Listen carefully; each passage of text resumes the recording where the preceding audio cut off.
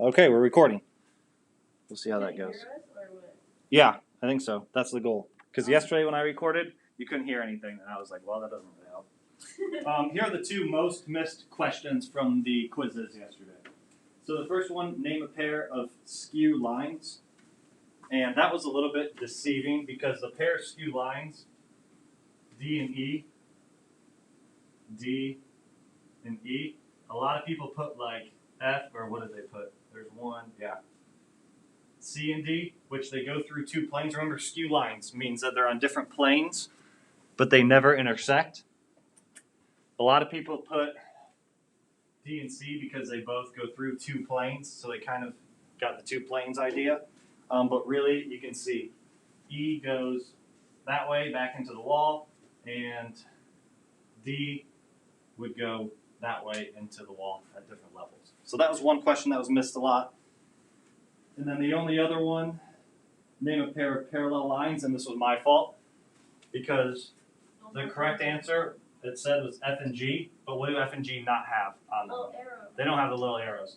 So technically we don't know that those are parallel. Don't worry, I change it for next time. But that should be C and D would be the correct answer. And that wasn't even an option. So a lot of people put F and G. But do we have any other questions? Do you remember any from the quizzes that you're like, ooh, that one kind of got me? I know that was like all the way back to yesterday. I can't remember. I have already refreshes each day, so I don't know what happened yesterday. All right. So today we're looking at lesson 3.2, which builds a lot off of what we did yesterday. 3.2, parallel lines and transversals. So remember yesterday we talked about that weird shape. That's a transversal. Do we remember talking about that? It's the two lines, and then the third line going right through them both.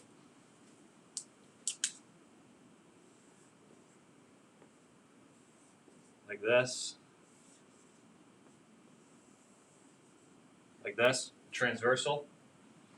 Now, yesterday when we talked about it, we never said if the two lines are parallel or not. We just said they're two random lines.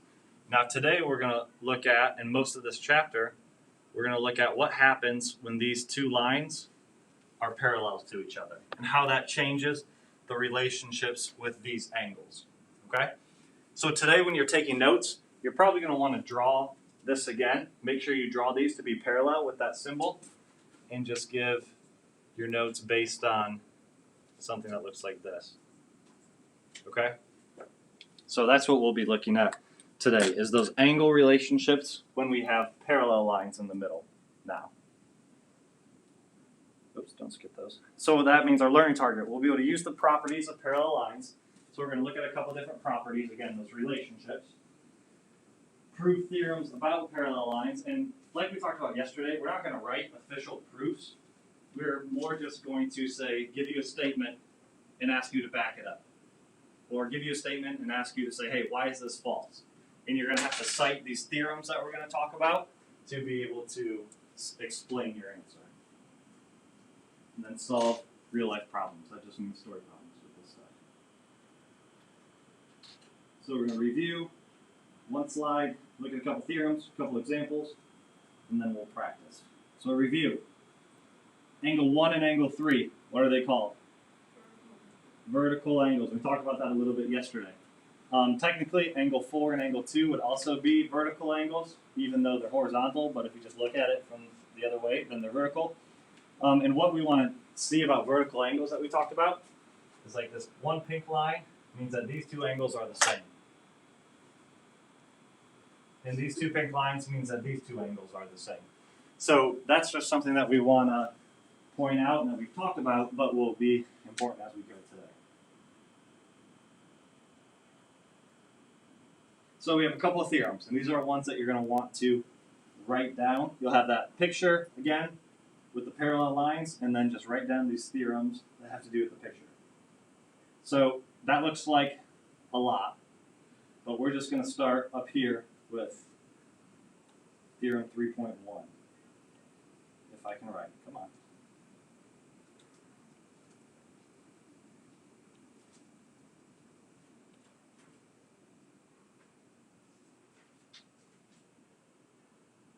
So theorem 3.1 talks about the corresponding angles theorem. So this applies, theorem 3.1 applies when we have, again, these parallel lines like we have in the picture.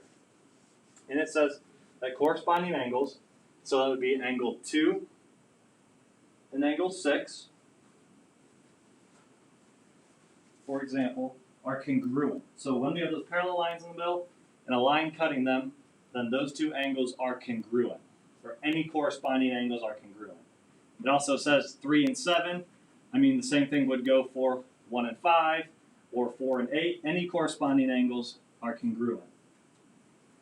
So when we're solving some problems today, and it says to give backup for each step that you take, or each thing that you assume, you might cite corresponding angles theorem, or just put theorem 3.1 to prove what you're saying. We'll talk about that a little bit more later. But all I would write for your notes, theorem 3.1, have the picture, theorem 3.1, corresponding angles theorem. Angle 2 is congruent to angle 6, just for one of the examples.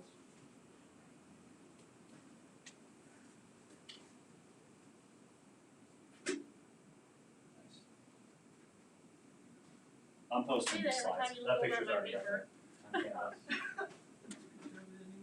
Yeah. And the picture is on Canvas, so you'll be able to reference it, but it might be easier to have it written down, because then you don't have to keep switching screens. The second one, and I'll talk about them, and then at the end I'll give you some time to finish writing. Alternate interior angles. So remember yesterday we talked about alternate interior angles. So they're on the interior of our transversal and on alternate sides. So like 3 and 6, like it says, and 4 and 5 are alternate interior angles, and those are also congruent. And congruent means what? Yes, everyone. Congruent means same. Or just me, that works too. Congruent means the same thing. And it's an equal sign with a squiggly line over it. Third one, alternate exterior angles theorem. So this time we're talking about the exterior, and those are also congruent. So like 1 and 8, or 2 and 7. So it's the same, like when we say alternate exterior angles, it's still talking about the same things that we talked about yesterday, right? Alternate sides on the outside of our transversal. But now we're saying, since we have those parallel lines, that alternate exterior angles are congruent. That they're the same. And the last one, theorem 3.4, consecutive interior angles theorem. This tells us that angle 3 and angle 5, they're not congruent, but they're supplementary. Who can remind me what supplementary means? Equals 180. Yep, so if we were to do angle 3 plus angle 5, that would give us 180 degrees. Very good. Or the same thing with angle 4 and angle 6 would equal 180 degrees.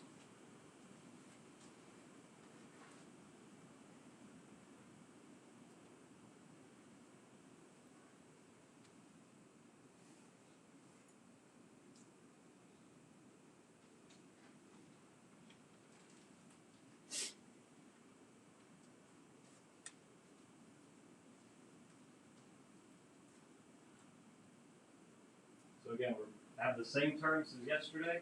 We're just making those two middle lines parallel, and now we have some different relationships with those angles. And yeah, this exact slide, there's a picture of it on Canvas.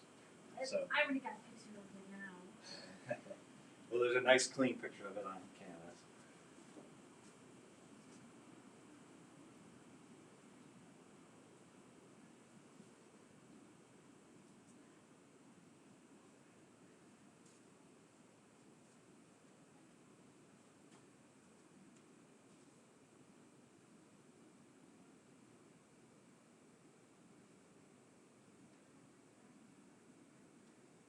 Most of us are getting close.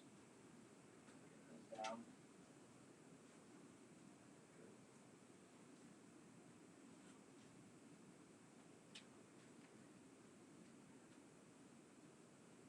The only other theorem, we've talked about it, but we haven't really cited it yet. We would say that theorem 2.6 is our vertical angles. So if you just want, and you guys know what vertical angles are, so when in the homework, when we ask you to give a reason why you can do a certain thing, you'll see what I'm talking about. And it's because of vertical angles, that'll be theorem 2.6. So it might be good to make a note of that. Vertical angles is 2.6. Because on the homework, I don't care if you write that the reason you can do something is because they're vertical angles, or if you write theorem 2.6, I'll know that that means vertical angles. So either way.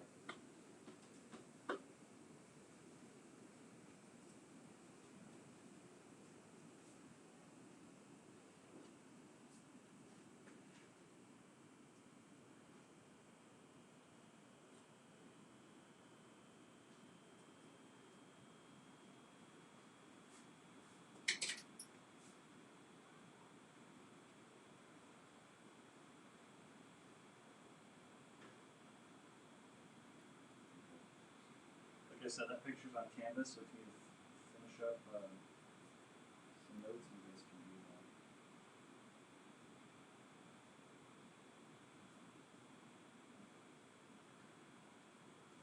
Slides don't want to move.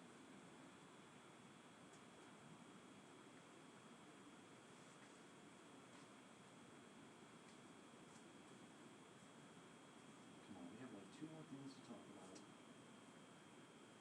No, not really.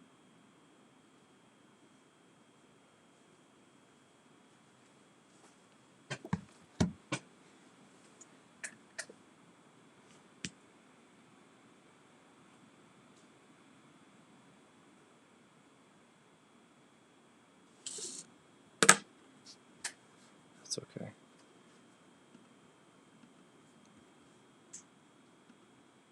So we have a couple of examples here. In these, if you want to write down, you can, but it might be good just to watch me do these, and then you guys will have a practice sheet to do.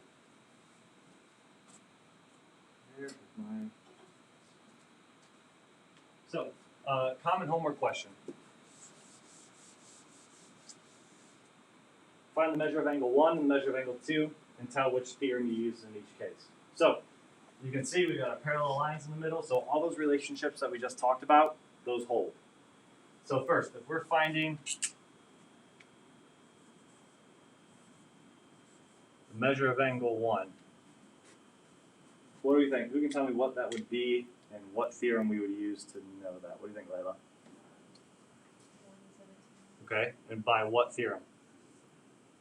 You can name the number or what it's called.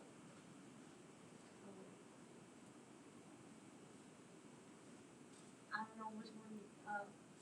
It's okay. No, you're putting yourself out there. What do you think? One of them. I know it's that one though.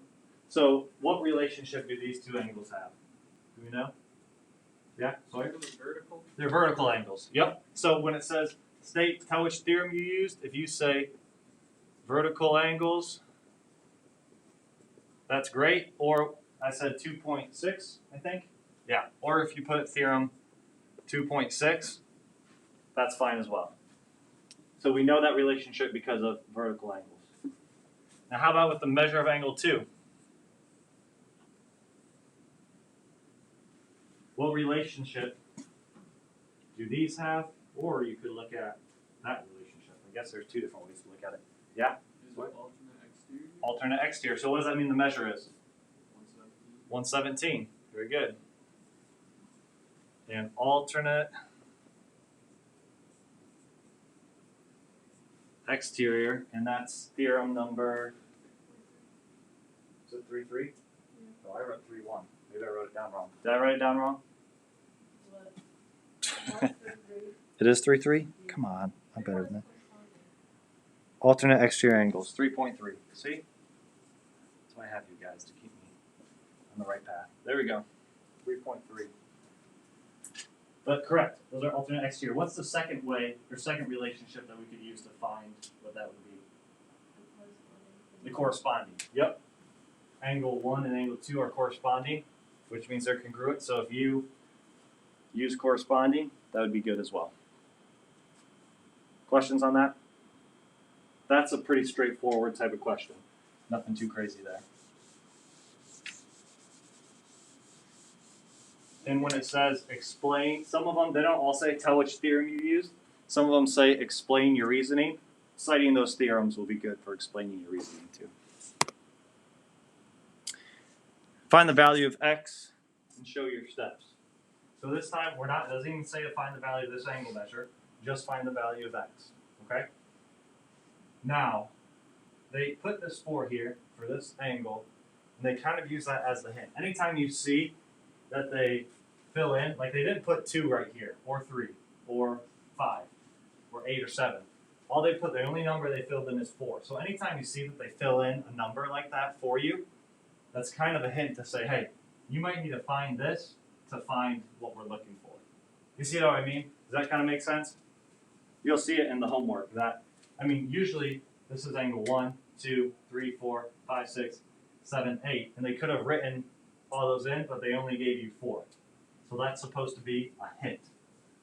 So if we're looking to find the value of x, we first can look at the relationship of this angle and of this 115. Do they have a relationship? Like, is that one of our angle relationships that we just talked about yesterday?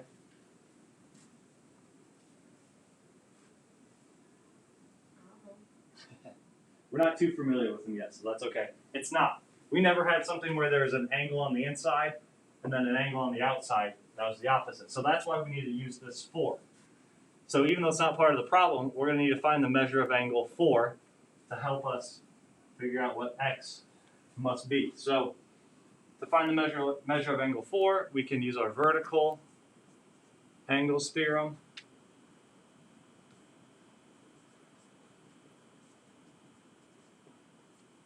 To know that this 4 is 115 degrees. Now, from here, this 4, this 115 down here, and whatever this measure has to be, do those have a relationship? I'm getting a lot of blank looks. I don't know how they relate. When I say do those have a relationship, do you guys know what I'm talking about? Yeah. A little bit. I'm talking about, do they have a relationship? Like, are they corresponding? Are they consecutive interior? Are they what? Long distance. Long distance. I don't know how they relate, but I already know the answer to it. You already know the answer to it? Yeah. What? Well, what is the answer? What do you think? 60. Yeah, you're right. But how do we get there? Because I do that one thing where there's that disconnect. So it just. Where they just connect? Because 1 goes to 4 and then 4 goes to 5 and then 5 goes to 8. All 4 connect. And then they connect and then 7 goes to 6 and then 6 goes to 3 and 3 goes to 2. So angle 4, that's totally, you're on the right track, right on. Angle 4 and this x plus 5, whatever this ends up to be, those are consecutive interior angles. Yeah. So what do we say about consecutive interior? When we add them up, they equal what? 180. No. Anastasia, what do you think? When we add up consecutive interior, well, what did you write down? I saw you writing down good notes. Consecutive interior. When we add them up, what do they equal? What? They equal 180. I said it out loud, but I didn't put it on the board. So that's my bad. I should have said it a few more times. Consecutive interior, when we add them up, they equal 180 degrees. So when we add angle 4, which we found, plus whatever x plus 5 is, we have to get 180 degrees because these are consecutive interior angles. We following? Taylor? If you're not, that's okay. Good? Okay. So we found the measure of angle 4. We said that is 115 degrees because of our vertical angles. We don't know what x is, but we know what 5 is. We're trying to find x.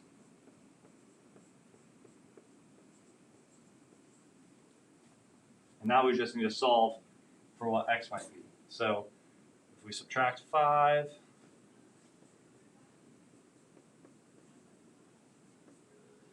subtract 115, we'll find that x equals 60.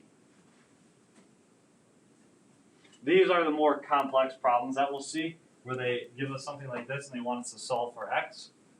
But there's something that we need to get used to. And when it says show your steps, this would be what I'm looking for with those steps. Do you have questions about that? Maybe a few, but we can answer them when we're going over the homework. Okay. So, 2 problems before you get the homework page. Number 1, find the value of x. So very similar to what we just did. And then number 2, we need to find the measure of each angle. Find the measure of each angle. Now number 2, right, we didn't talk about with 3 lines. So when you're trying to find the measure of angle 1, we can just kind of ignore this bottom line and look at the relationship with these 2 lines when we're trying to find number 1. When we try to find 2 and 3, we can just ignore this line and then use these 2 lines that split it. Once you show those to me and I see that they are correct, then you can get the 1-page homework that we have for